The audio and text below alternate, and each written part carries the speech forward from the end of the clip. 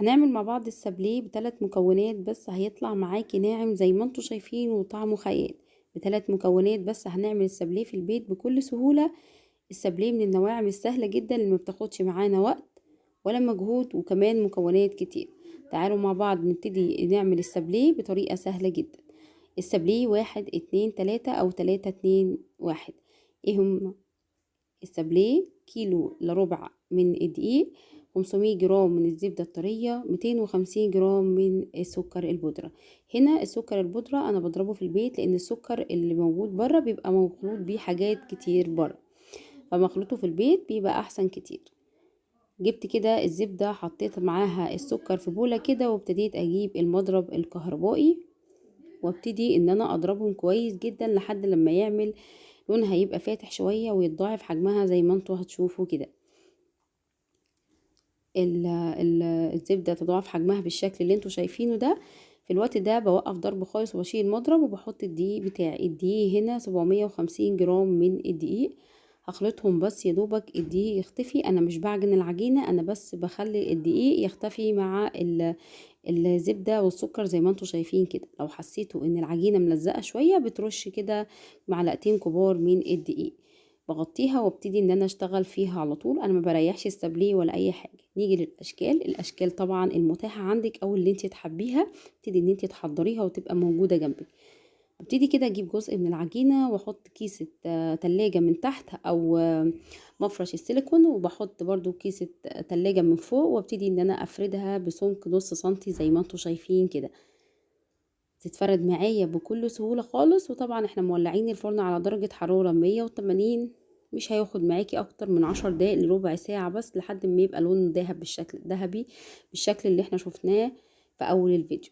ببتدي ان انا اجيب القطاعات واقطعها بالشكل اللي انتوا شايفينه ده بكل سهولة بتطلع معايا. وزي ما انا قلت لكم لو حسيتوا ان هي بتلزق وما بتطلعش معاكم بسهولة، ببتدي ان انا ارش معلقتين كبار من الدقيق.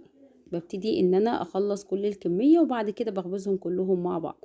وممكن وانتي شغالة بتخبزي وتطلعي على طول، يعني بتدخلي صينية صينية او صاج صاج، واول ما بتخلصي صاج بيكون خلصتي التاني الرسمة بتاعته، وبتبتدي ان انتي تدخليها في الفرن. اخلص كل الكمية بالشكل اللي انتوا شايفينه ده، وبعد كده بدخلها الفرن على درجة حرارة 180. بتقعد معايا من 10 دقايق لربع ساعة لحد ما تطلع معايا لونها ذهبي بالشكل اللي انتوا شايفينه ده. هخلص كل الكمية واخبزهم. والتشكيل ممكن في اي يوم عادي او على حسب، لو انت داخل عليكي عيد وحابة ان انت تسيبيه الاول سادة وبتحشيه. لو حشوة فيها مربى بتدخليه التلاجة بعد قبل ما بيجي العيد ولا حاجة، بتدي ان انت تحشيها قبلها بيومين ولا حاجة، وبتحطيها في التلاجة عشان المربى ما تبوظش معاكي البسكوت.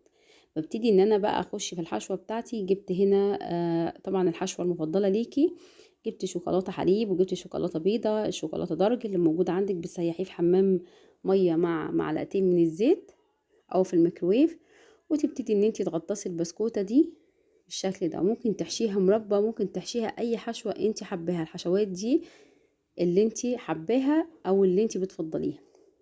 طبعا انا بحط البسكوتة اللي انا حطيتها في الشوكولاتة على ورق زبدة او ورق او كيس التلاجة او مفرش سيليكون لحد لما تنشف، وابتدي ان انا احطه بقى عندي في علبة واحطه عندي في التلاجة بتحفظيه. ولو انت عايزة تحفظيه كده سادة لحد لما تيجي تحشيه، بتحطيه في علبة محكمة الغلق عشان ما يطراش معاكي، وتبتدي ان انت تقفلي عليها وتسيبيها بره التلاجة عادي جدا. لكن طول ما هو محشي بتبتدي ان انت تدخليه التلاجة، خصوصا لو انت حاشياه مربى.